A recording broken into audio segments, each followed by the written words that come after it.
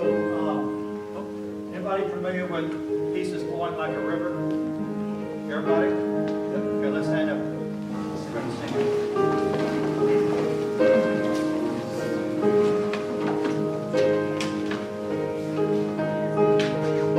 And let's sing it with gusto, or feeling, or both.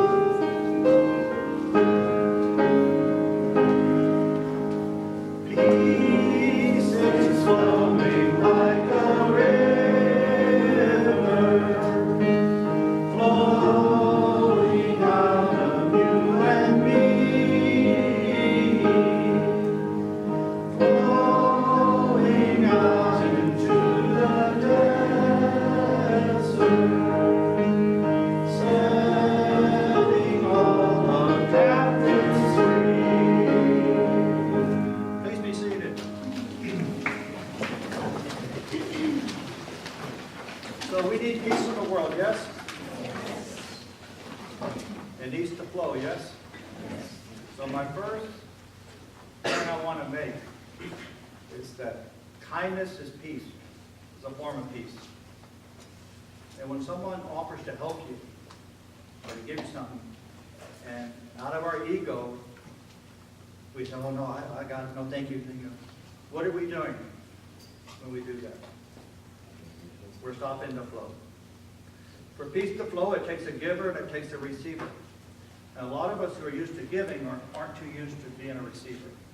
So that's my first. How can you apply something immediately?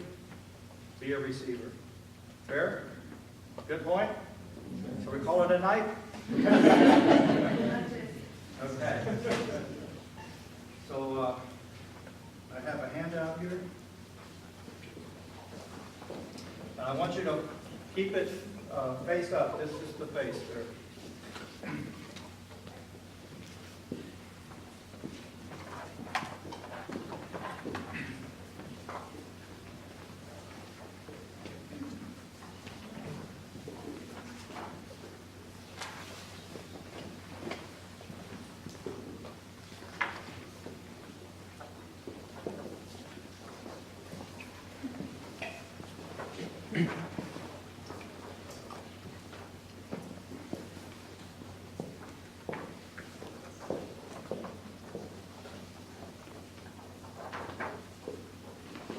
If I have it up.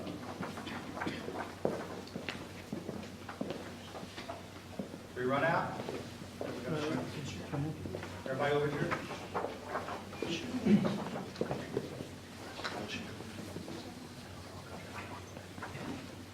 I'm involved in something called the Executive Book Review. There's a website with that name. I was in a CEO group that we meet once a month. There's a lot of different CEO groups. And it kind of serves as an advisory group or a board of directors. And there's a ritual. You meet for half a day once a month, and there's a ritual things you go through in that half a day. And in that ritual, there's a book review. But it's only like 10 minutes. It feels like it's 10 minutes, and you're sensing, at least I did, man, there's some pearls here, but you're just flying by it. And it really frustrated me. And so Peter Broader was our facilitator for something called Executive Forum. I said, Peter, can we take this one piece and take it on the road and see if maybe people would enjoy the book review? He said yes. And so that was 6 years ago, January. So right now we've done, I think, like 133 book reviews. We're presently doing 3 a month in San Antonio.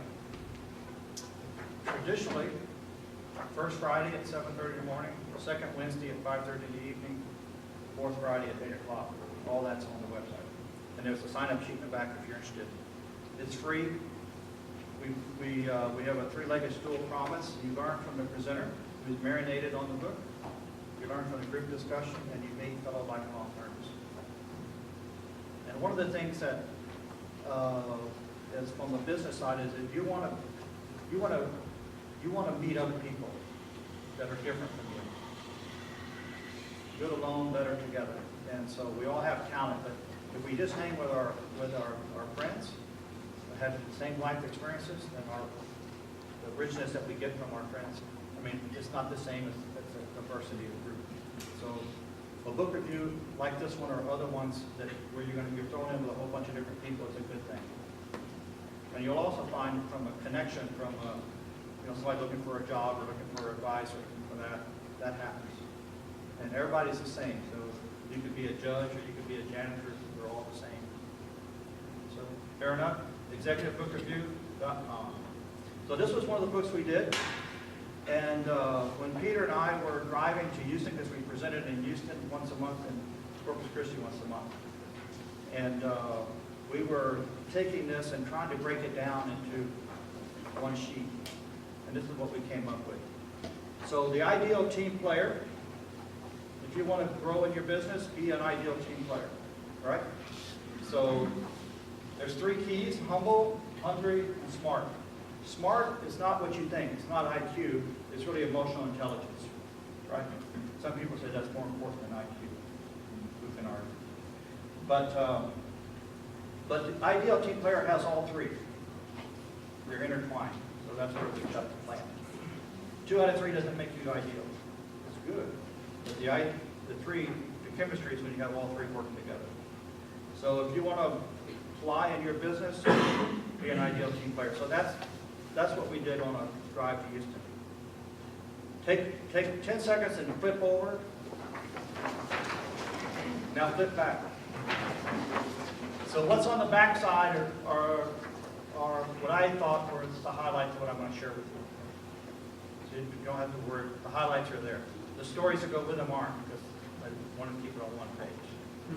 But no, you have some highlights on the back. Fair enough? Okay. So I brought y'all some books because I think y'all should have a library, and we don't know where it's going to go. And one of the people I want to talk about, well, 2 of the people I want to talk about was, anybody remember when the Pope came to speak to the Congress? Anybody still remember that? Anybody know who John Boehner is? And he resigned like the next day. And he was the one that got the Pope to come. That had been a mission of his for no telling how long. And he was just bawling the whole time the Pope was speaking. And I guess after that he says, I reached the pinnacle, Pope came, I'm out of here. And he gave notice, and it took him several months to find a replacement. But that was the tipping point for him. Fair enough? And anybody know that the Pope referenced 4 Americans? It was his version of Mount Rushmore. Anybody know who the 4 Americans are? This is for a round trip to Seguin.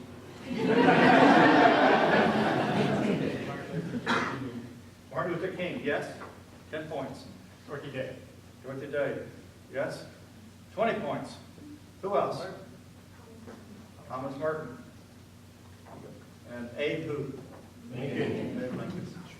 So I printed out, I was doing a task for Catholic worker when the Pope was speaking. I was just doing an errand for him. And I turned on the radio, and the commentator, I guess he had just finished speaking, and the commentator referenced Mount Rushmore and referenced, Dorothy Day. I said, oh my gosh, And Google spiked on Merton and Dorothy Day. People hadn't heard of those 2. So Dorothy Day was a convert to Catholicism and was a pain in the ass to the bishops and the church, because she was a truth teller. And not also that, but also to the government. And she died in 1980. But her example of living the gospel is unparalleled. She's up for sainthood. If you Google her and look at some of her quotes, it'll just blow you away. And she was an avid reader, daily mass, but in the soup kitchen, working. And so she's somebody you don't know about. So I got y'all 2 books on Dorothy Day. There's several more.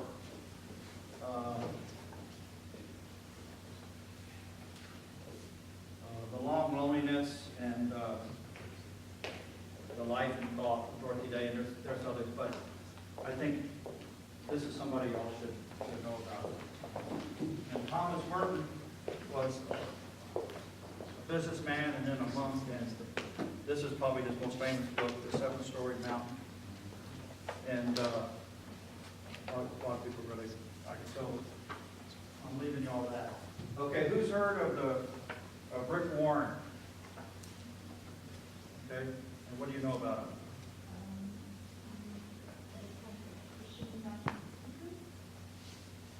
Yeah, yes, what is it, Saddleback Church or something? And he was a commentator, he was a facilitator for one of the presidential debates, you know, that I guess did spirituality, or I don't remember what that was. But when this book came out, it like instantly, you know, sold like 25 million. And a lot of Protestant churches would have weekly, instead of a Bible study, they went through this book chapter by chapter. So it was, and you know, the purpose-driven life. I mean, we all want to have purpose with our life, right? And so when I got the book and I opened it up to the first chapter and to the first sentence, I was blown away because the first sentence says, "It's not about you." Wow. So what does that mean? It's about serving. And of course it goes, there's a lot more to that, but that's a powerful first sentence. So that's for y'all. And one thing, is a book we did recently in our book review, you know, we live in a society and a life that's it's like a fire hydrant with the, whatever you want to call it, the faucet off and the water's just gushing out. Yes, that's our life. And we're multitasking and we're at the restaurant and we're looking at our phones and, you know, it's nonstop, right? This is a rare moment right here where you're still right now. And so this book talks about how to have some focus with all the clutter. And so it's a great little book called The One Thing. The book review that we did on the book, on our website, Executive Book Review, all the books we've done, all the handouts are all online, so you can see. The handouts are done by our volunteer, we call them faculty. So they're not something we buy. If you're a faculty, you read it a couple times, you might listen to it, and then you put down what you think is supreme, and that's what you present. I have an example of one of the handouts at the back table. So I think for young professionals, this might be a good book. And the presenter went and got some dominoes, and one of the things about the one thing, it talks about what's the one thing that if I do, will have the biggest impact, that will help me in my way, help me. And it's the classic thing of the dominoes where you touch the one domino. And you may have seen the domino, we've seen it, it goes really beautiful, but there's also a thing where you have a domino and then you have one that's twice the size, another one twice the size, and how this little domino can knock down a really big one. Just the concept of inertia, the domino effect. And so this book is about that. What are the things that if you do, has that? So the next day I was in my office and one of the leaders of the office was there, and I said, "How'd you like it?" So he brought a domino thing, and people were to get a domino as a remembrance of the book review. And his domino was 01. So I had to go buy a set so I could 01 too. So we both did one. And then I emailed the presenter about that. And he said, "Well, it's funny you said that. That's what I have." So anyway, young professional, this is a good one to deal with the magnitude of our lives. The last book I have here, whoever gets this one gets a bonus because there's a coupon in the back. How many are familiar with the Strength Finders? Quite a few. So Gallup did research, tremendous research, and they identified 34 strengths, and they have kind of funky names, but the first third of the book talks about put your time into your strengths. The people who try to be well-rounded and know this and know that, and, versus the people who invest in their strengths. There's a big difference on who makes a difference, who leaves a mark in society. The well-roundedness comes through our team, our collective team. We make sure we have the talents. But if you try to be good at everything, you're not going to be great at very many things. Fair enough? So that's their theory. And then the second two-thirds of the book gives explanations of what each of the strengths mean. And it's important that you read that because sometimes you may think you know what it means, and it may not be how they mean it. So you don't get the real benefit. So number one is do it. It's like $15. For $45, they'll give you all 34 of your strengths in order. That's if you want to spend a little extra. If you forget your strengths, after you take it, you can go to Gallup and Google it, and they keep it on file. So I did the 34 at some point, and I couldn't find them, so I went in there and it's right there. So nice little know that they saved it for you. Fair enough? So whoever gets this book gets a bonus. But enough said.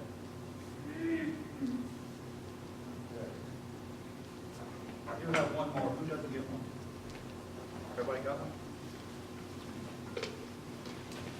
Thank you. You're welcome.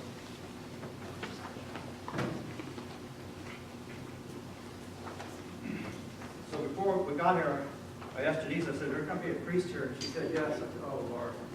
Might get excommunicated after this. We're recording a little bit, it's okay.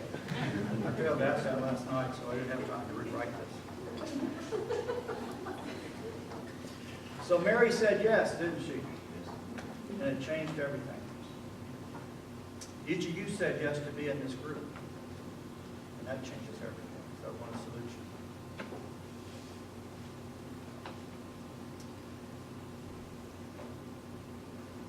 So, some in the outline they give you to speak, so what are some things that you can practice immediately? This is where I might get in trouble. But 35 years ago, maybe 40 years ago, just when I found myself under stress, too many balls in the air, and I just evolved into a Jesus prayer, and where I would just, when I breathe in, I would breathe Jesus. When I exhale, us. And I can't tell you how many times I've said that. But basically, in my mind, I'm bringing Jesus in to the life thing of something called oxygen. So spiritual oxygen. And I share that with you because you might find yourself sometimes, what do? You can count sheep jumping over the moon, or you give it to the Lord. So I don't know if that's approved or not, but I do that. So I got a thumbs up, so praise the Lord. Okay, 1939, Wizard of Oz. Everybody's seen it.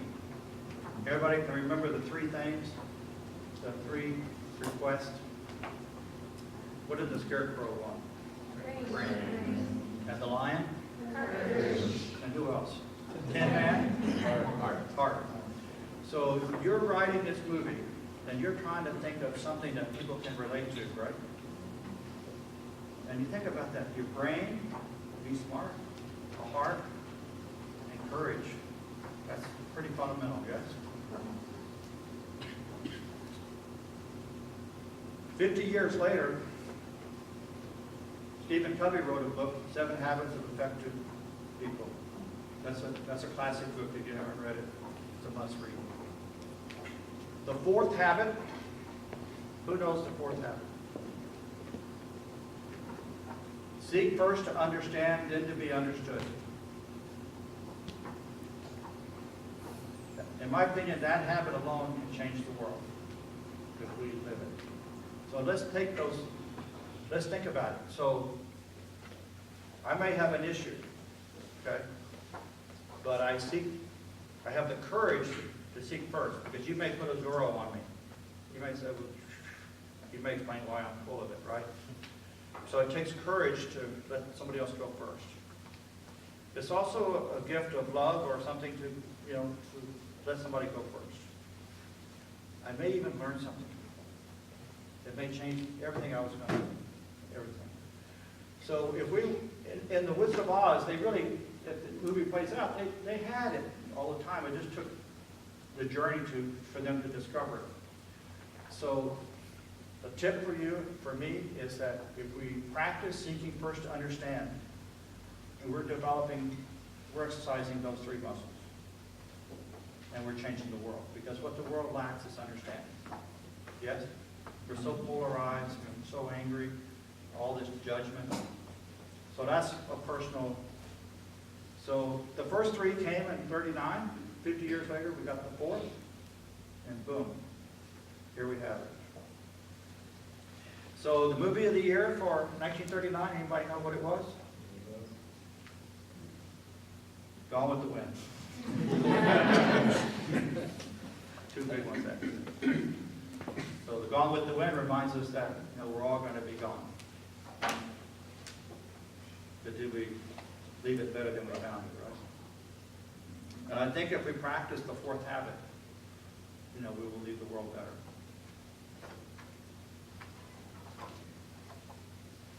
Okay, so who knows how much bigger 93 is to the number 7? 13. Was that you? That was me. I thought A&M might have to teach you something. So imagine if you had eyesight that was 13 times stronger than the next person. That'd be pretty cool. What if your ability to speak carried 13 times further? That'd be pretty cool. Right? 93% of communication is non-verbal. We've all heard that. Which means 7% is verbal. Yes? So if we want to be 13 times more effective in evangelizing, then preach the gospel at all times. And only if necessary, use words. Fair? Make sense? 13 times. Are we closer now?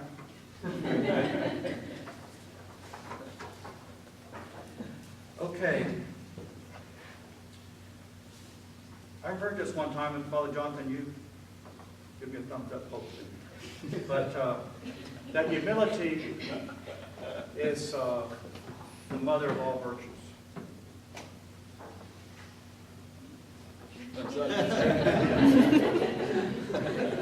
Praise God. Humility is the mother of all virtues. There's a book we did in our book club called Ego is the Enemy. So I'll come back to that.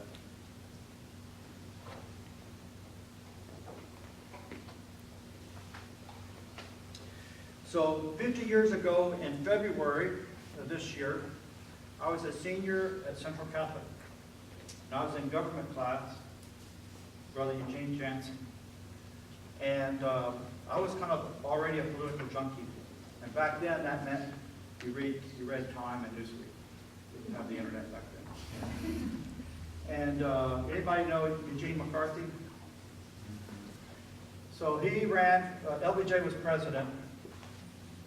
He ran, he put his name in for nomination, and he started seeking, as they have the primaries. And I was reading about Robert Kennedy was studying how the people reacted to Eugene McCarthy. Were they open to voting for somebody in the same party that the president is the president? And so at some point, Robert Kennedy throws his hat into the ring. So Brother Jansen asked the question, what do y'all think about Robert Kennedy running for president? He stepped down from Attorney General to run for president.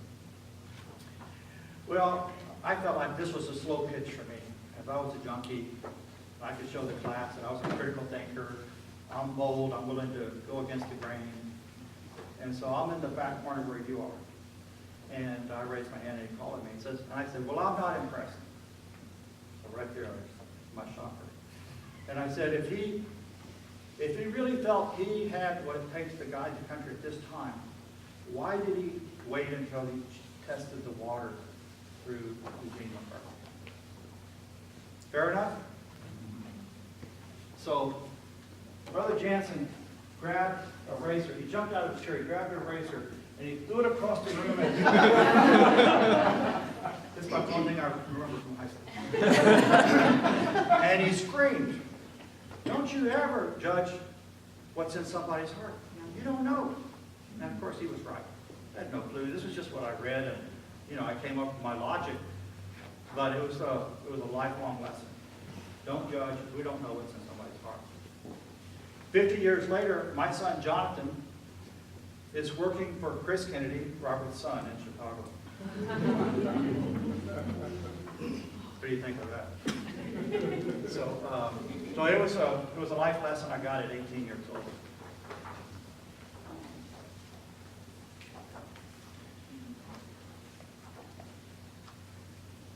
In 1992, I had 20 years at Wittig's, and I started thinking about that. I made it 20 years, so I must be a little bit competent. Because the business was intimidating to me, through college, and it's like, oh my gosh.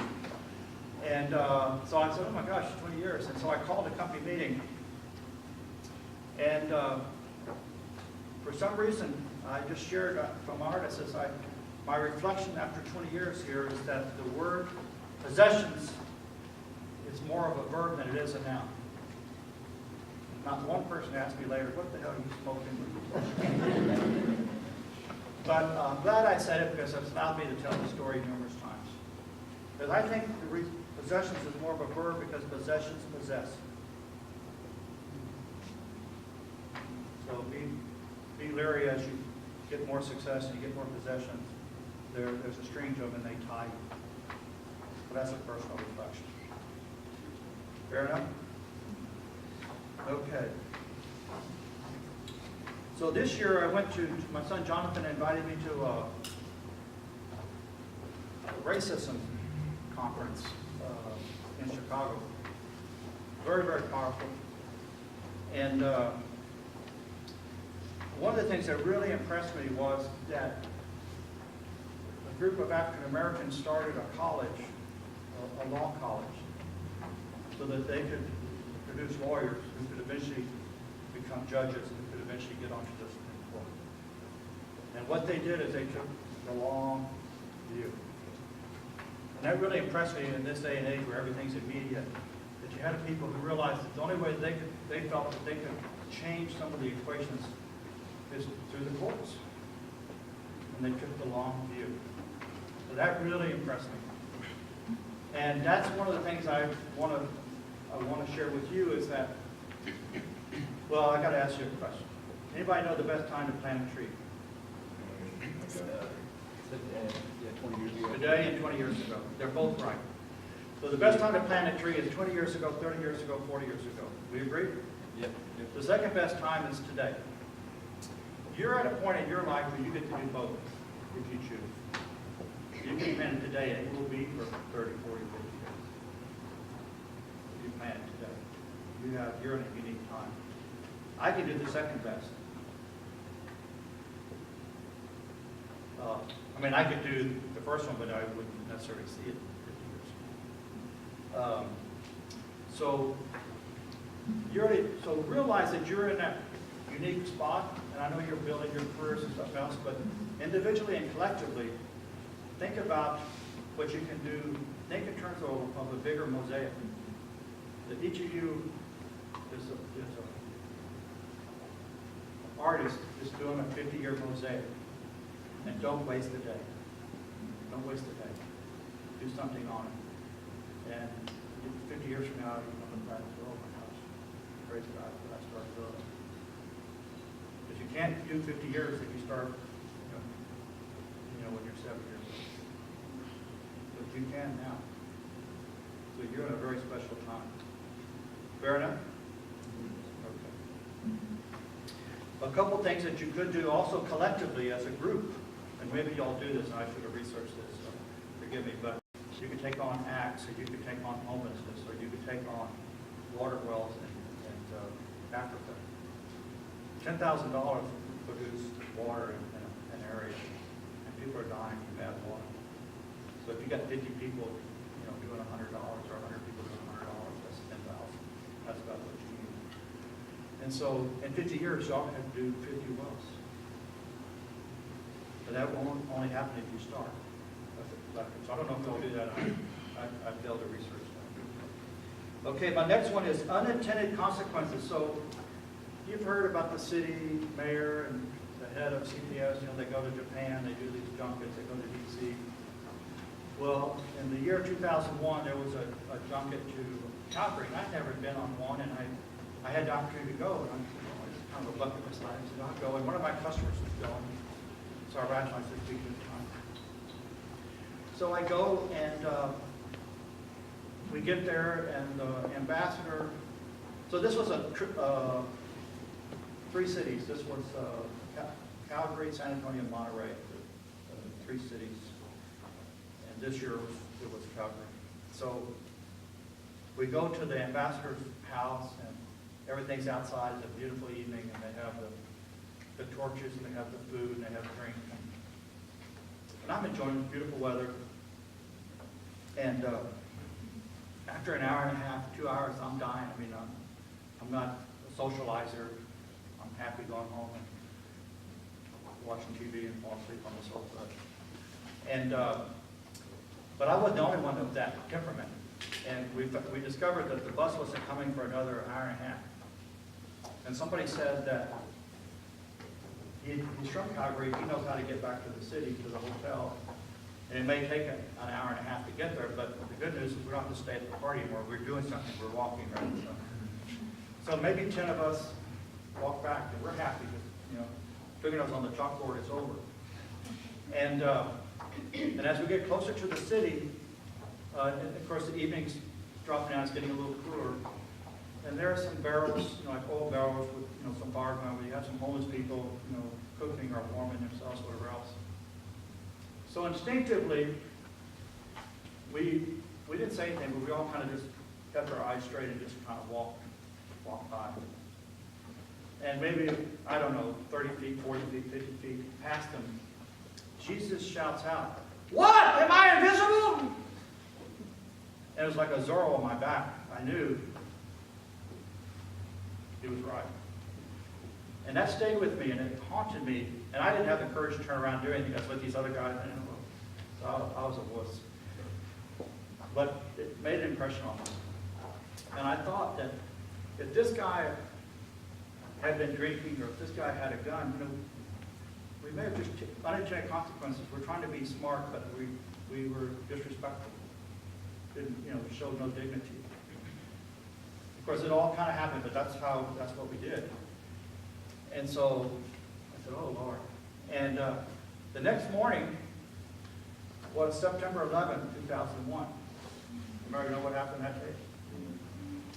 And so I saw September 11th through the eyes of September 10th. And I don't know if it's fair or not, but, I never saw any articles, anything about, why people hate us to the extent that they did. And there seemed to be no curiosity about it. It's just, I'll be damned if they did this, we'll get even. But there's no seek first to understand. And that's how I saw that. And maybe, in fact, as a country, maybe we were just as rude as this little group of people having a nice time, looking for no trouble. I don't know. But I saw 9/11 through September 10th. And I share that with you.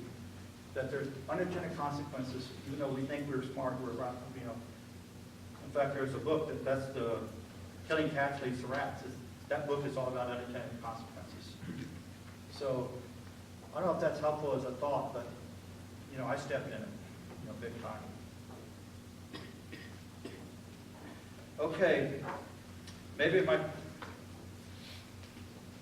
of my last stories is Monsignor Garcia, who was from Lady Grace, was friends with Father Jose Gomez. He always wore Gomez Gomez. And he was an Open State priest, and they were good buddies, and he would have Father Jose over for lunch a lot of times, and a few times I was invited. And he was an Open State priest. He's now the Archbishop of Los Angeles, formerly the Archbishop of San Antonio. At the time, he was an Open State priest, and he was kind of shy, and Father Monsignor Garcia really was the one that showed warmth and hospitality.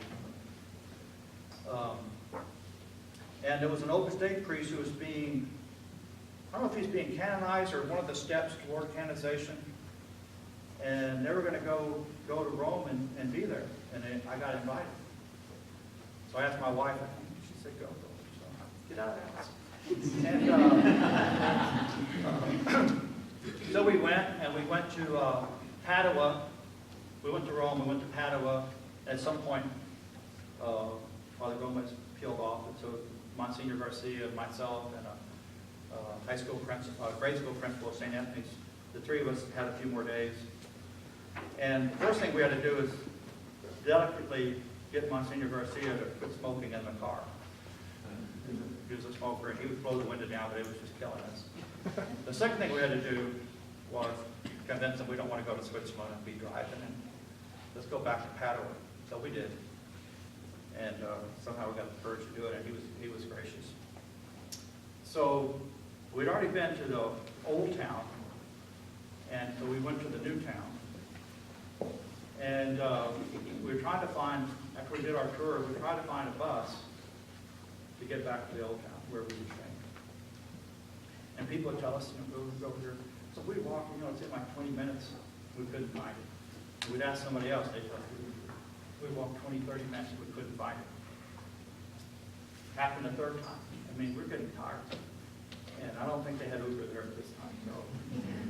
So there's a young man in his early 20s, and we asked him. He said, I'll walk you there. And he had a girlfriend with him. So he walked. It's another long walk. And we couldn't believe that this guy was doing this for us. And so we finally got to a spot where there's a bus stop, and they had a underground place where you could get a Coke and a sandwich or something. So well, come, can we buy you a Coke? And so he came down, we visited, and we just really loved this guy. This guy stopped the world to service us. And then after the night's visit, he said that his girlfriend was going to stay with us and show us a few more sites. But he had to get back to studying because he had some exams coming up in a couple of weeks, and his dad would kill him if he didn't do well. And so the principal with me, or I don't know who asked the question, said, well, what do you expect from your dad? Because he was sort of saying, Dad would kill me if I don't do well. And what he said to me was a 4x4. I think I might have been the only one in the restaurant to hear it. It felt that way. But he said that he wished his dad cared as much about his soul as he did his grades. And by soul, I took it as being. And I said, wow. So I share that with you, that we need to make sure that we're communicating unconditional love. Not conditional whether you become a dentist or you become this, but just loving you. So that was very powerful to me. Step into the Q&A now. Yes, I'm there. So let's go into the Q&A. How's that?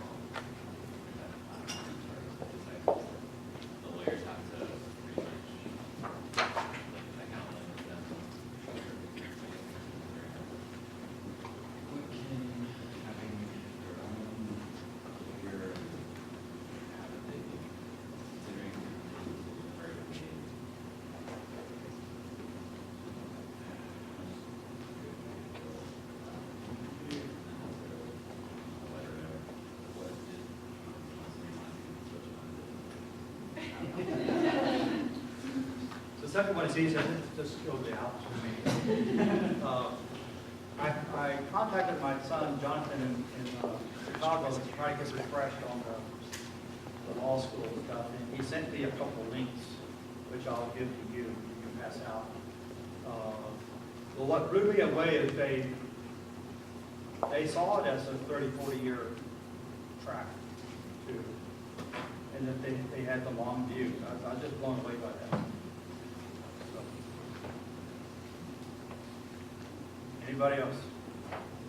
If you could recommend just one book, what would it be?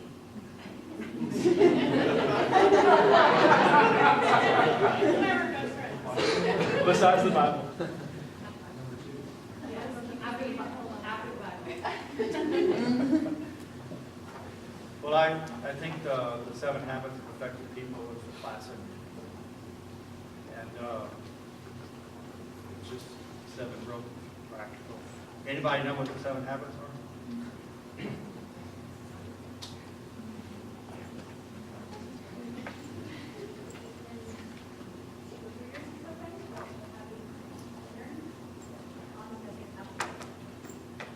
Awesome. So let's see if together we can name them. So first things first. Begin with the end in mind. Sharpen the saw. Win-win. Oh, proactive. Proactive is your first one. That means you got to get out of bed and make a decision to go do something. That's the first one. And then where do you want to end up? That's the second one. What's my stand is the fourth, and then sharpen your saw is the last one. Anybody know what that means? Work out in the morning, pray in the morning, get primed. You being here tonight is sharpening your saw. Taking a vacation is sharpening your saw.